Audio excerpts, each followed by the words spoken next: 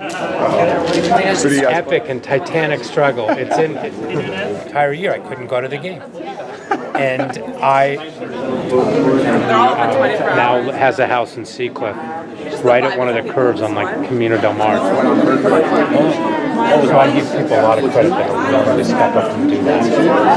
Well, he has a tax breaks. A lot of what? Tax breaks. Well, it's a matter of how. I mean, when you get to be at that level. Oh,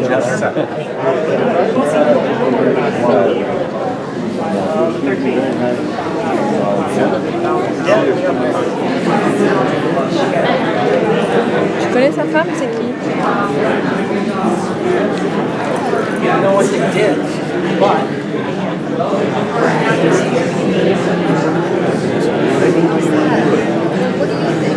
no one can see it from Avec le lust. Pas l'homme lust. Because he asked me to help him with I this. guess curate the place.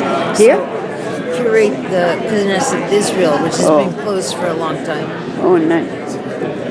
So I went, and we went through all the books with a Jewish book dealer, Yeah. and we went to the cemetery, we buried everything.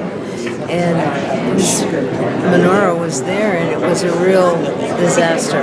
Where was it? In the old synagogue, Really? on Sutter and Leavenworth. Wow. And you I'm restored? 70. When I was 10, I went to that temple, Knesset Israel. Really? As a young It's kid. abandoned now? It's starting up again with these fellas. Moshe. Oh. Moshe's going to take over. But they have the one on 6th Street also? Yes. They're going to have both? Yeah. See, Pacific Heights is Sutter Streets. Yes, You know? yes. Pacific Heights is a nice location, better than 6th Street. The rabbi's signature. And the young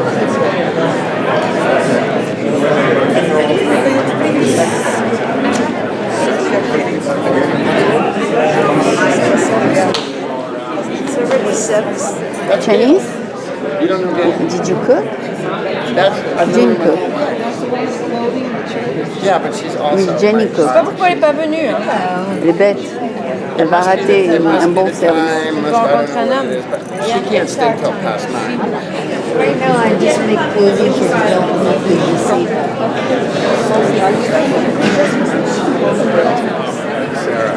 How do you not remember Sarah? You're representing chabadsf, so we're around. I heard it. Seen it. Thank you, Jay.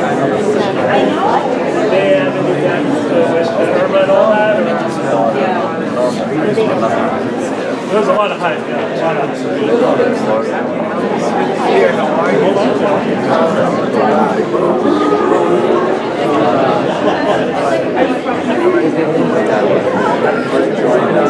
I'm sorry. Okay, I have to one last like 5 days ago.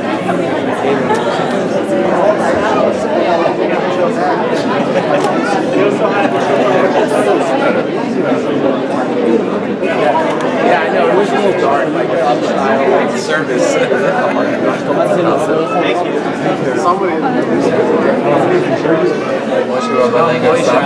So we have a few, 5 minutes maybe.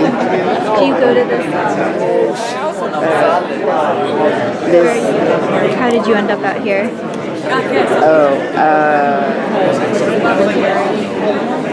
That's pretty cool. yeah, that's a holy day.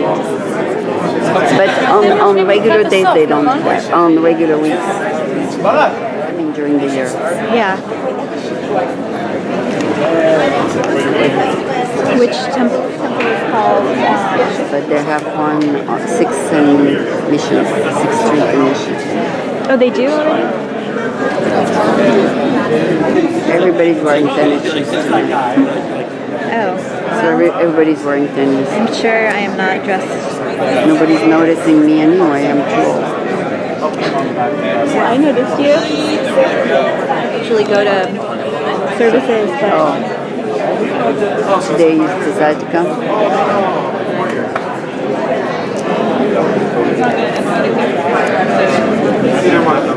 if you want to go somewhere else.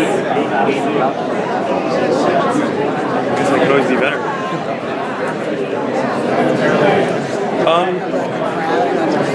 Man, you can grab a couple now. That's probably when the service will start. Yeah. Sort of. Well, yeah, I just got a new job that I haven't started yet. They did age. You say we don't. I had too much coffee and not enough to eat, Which is effective. Just love. We are inclusive yet diverse. Everyone is welcome to enjoy our wide range of cultural, spiritual, educational, social, and prayer opportunities, such as tonight and throughout the whole year. Our doors are always open. Yom Kippur is a unique holiday in that when you look at the other holidays, you usually see physical, tangible mitzvahs.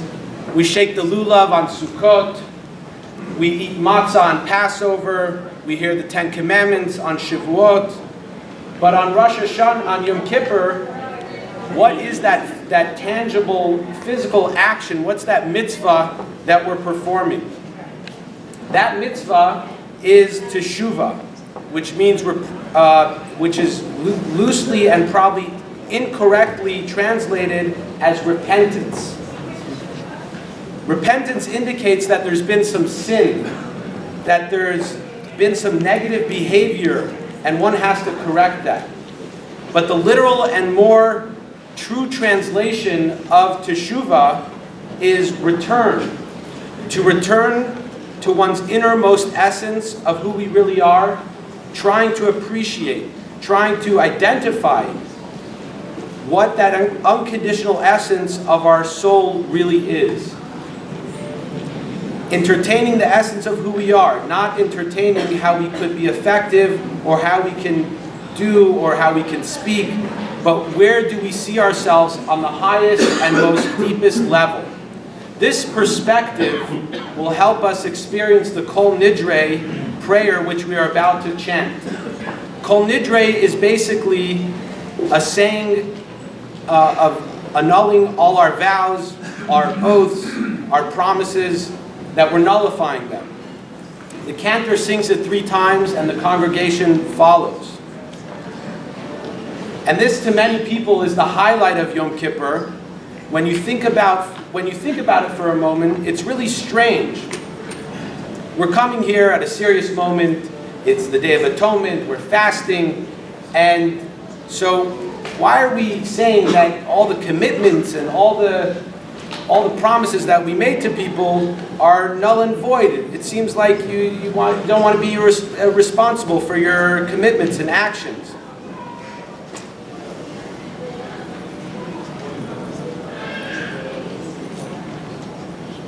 What kind of integrity is that? What type of deepening of one's commitment is that when we're saying we don't have to follow through with our commitments? The Hasidic masters explain something very profound.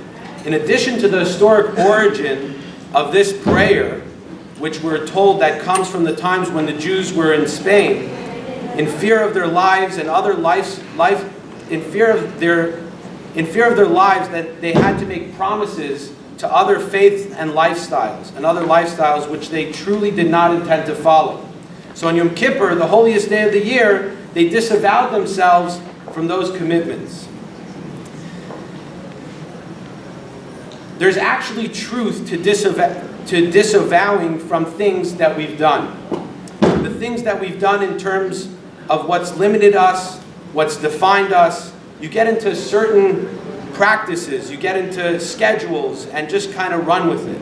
And in Yom Kippur, it's a time to say, I want to peel back all of the layers, those external covers that have begun to grow on me, and give me the sense that they define me, whether it's professional, whether it's skills, or anything else, and say, now there's something much more pure, something much more abstract, something much more godly. That is the essence of who I am. And this is what real repentance, real returning is all about. To go back to the pureness of when we were born, and even before that, appreciate the joy and the blessing and the God-given gift of our existence on the purest level with God. Once we've tapped into that, once we've entertained that, then that gives us the energy and gives us the courage to re-engage after Yom Kippur in our lives and in the rest of the world, and re-engage with a deeper commitment and a deeper level of conviction, with a deeper level of godly mission to apply all that richness and all that transcendent energy into everything that we do. Now I would like to call upon Rabbi Langer, the Executive Director of Chabad of San Francisco, to say a couple of words.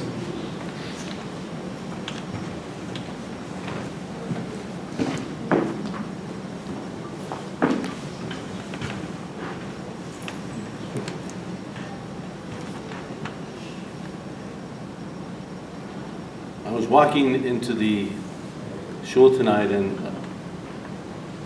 a woman that comes here regularly says, Rabbi Langer, you're going to tell a story tonight? So, I mean, you've heard all my stories. At least a lot of you heard my stories. But I'll tell you a story about how I try to connect in a deep way with my fellow Jew. I was at the Fillmore Auditorium years ago.